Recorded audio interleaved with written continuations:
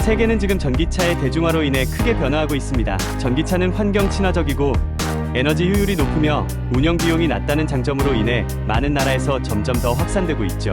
하지만 전기차의 대중화는 단순히 교통수단의 변화를 넘어서 다양한 산업 분야에 영향을 미치고 있습니다. 첫째, 배터리 제조 산업은 전기차의 핵심 부품인 배터리 수요 증가로 인해 급성장하고 있습니다. 리튬이온 배터리는 효율성과 저장 능력이 뛰어나 전기차뿐만 아니라 스마트폰, 노트북 등 다양한 전자기기에도 사용되고 있죠. 둘째, 재생에너지 산업도 전기차와 함께 성장하고 있습니다. 전기차의 친환경적 가치를 극대화하기 위해서는 재생 가능한 에너지원에서 생산된 전기를 사용하는 것이 중요하니까요. 셋째, 충전 인프라 산업은 전기차를 위한 충전소의 설치와 관리가 필요하며 이에 따라 전 세계적으로 충전소의 수가 빠르게 증가하고 있습니다. 넷째, 자동차 서비스 및 소프트웨어 산업도 변화를 맞이하고 있습니다. 전기차는 고도의 기술적 통합이 필요하며 자율주행 기능과 같은 혁신적인 기술이 접목되고 있습니다. 이렇게 전기차의 대중화는 다양한 산업 분야에 새로운 기회를 만들고 있습니다. 하지만 여기서 끝나지 않습니다. 전기차가 일으키는 이러한 변화의 물결 뒤에는 우리가 놓치기 쉬운 한 가지 중요한 주제가 숨어 있습니다. 바로 폐배터리 재활용입니다. 전기차 배터리의 수명이 다하면 어떻게 될까요? 많은 사람들이 이 질문에 대한 답을 궁금해하고 있습니다. 폐배터리는 단순한 쓰레기가 아니에요. 오히려 이 폐배터리 속에는 귀중한 자원이 담겨 있습니다. 리튬, 코발트, 니켈과 같은 재료들이죠. 이 재료들을 효율적으로 회수하고 재활용함으로써 우리는 환경을 보호하고 자원순환을 도모하며 새로운 경제적 가치를 창출할 수 있습니다. 폐배터리 재활용 산업은 현재 초기 단계에 있지만 전기차 시장의 성장과 더불어 빠르게 성장할 것으로 예상됩니다. 이는 새로운 비즈니스 기회를 의미하며 향후 수십억 달러 규모의 시장으로 성장할 잠재력을 가지고 있죠. 여러분, 이 분야에서 눈에 띄는 기업이 있습니다. 바로 2차전지 폐배터리 대장주인 성일하이텍입니다.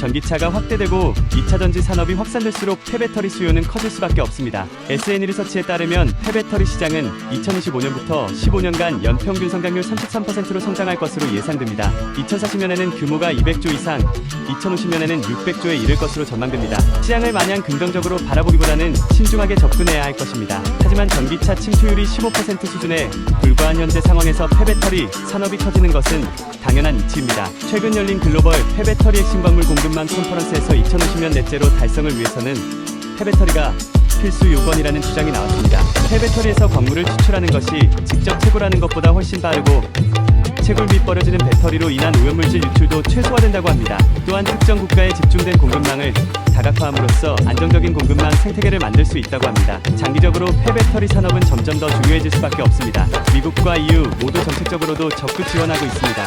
미국은 폐배터리에서 추출한 광물로 재가공 시 보조금 혜택을 주기로 했고, EU는 2030년부터 생산되는 배터리의 재활용 원료 사용을 의무화했습니다. 환경오염과 공급망 이슈에 대한 우려를 감안하면 폐배터리 산업 전망은 맑다고 할 수 있습니다. 문제는 수요입니다. 생각만큼 수요가 늘지 않는다면 폐배터리 시장도 위축될 수밖에 없습니다. 리튬 등 원자재 가격의 하락으로 인해 수익성이 떨어집니다. 2차전지 시장의 지속적인 모니터링이 필요할 것으로 보입니다.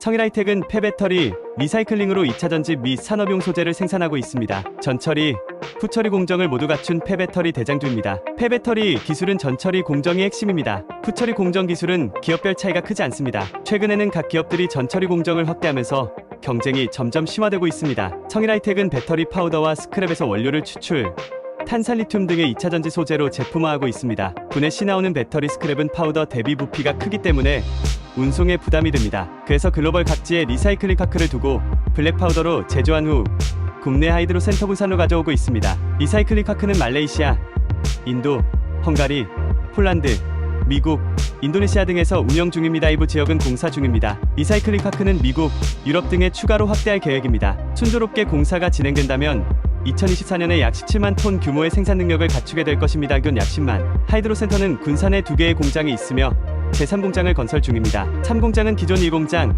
2공장 대비 약 2배 캐파 확보가 가능합니다. 즉, 3공장이 완성되는 2024년을 기점으로 본격적인 매출 상승이 시작될 전망입니다.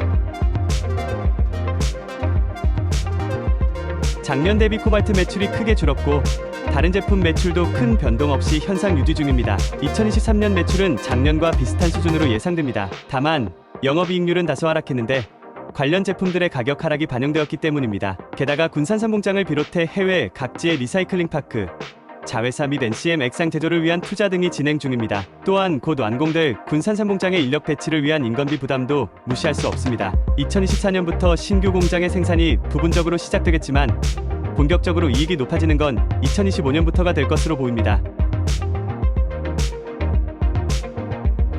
상장 시초가 2023년 1월에 저점, 그리고 최근의 저점이 10만원 라운드 피겨 부근에서 형성되어 있습니다. 웬만하면 10만원은 지켜줄 것으로 보입니다. 최근 600억 이상의 거래대금이 나오면서 61선을 강하게 뚫었습니다. 상승세를 이어오며 21선, 61선 골든크로스가 발생했습니다. 현재는 120선 저항에서 살짝 주춤한 상태입니다. 최근 IRA 개편으로 전해액 및 분리막 기업 일부가 가파른 상승세를 보이고 있습니다. 물론 2차전지 섹터 전체에 훈풍이 부는 것은 아닙니다. 다만 최근 수개월간 충분한 조정이 있었고 리튬 가격도 2년 전 수준으로 내려왔습니다. 전기차 성장 둔화도 계속 이어질 이슈는 아닐 것입니다. 게다가 폐배터리는 각 나라에서 정책적으로 장려하는 사업이며 공급망 다각화를 위해 필수적이기 때문에 지금의 조정은 단기적으로 봐야 할 것입니다. 오늘은 여기까지입니다. 투자 판단은 여러분께 맡기겠습니다. 다음 시간에도 좋은 종목 소개로 다시 찾아오겠습니다. 구독과 좋아요 잊지 마시고요. 성공 투자 되시기 바랍니다.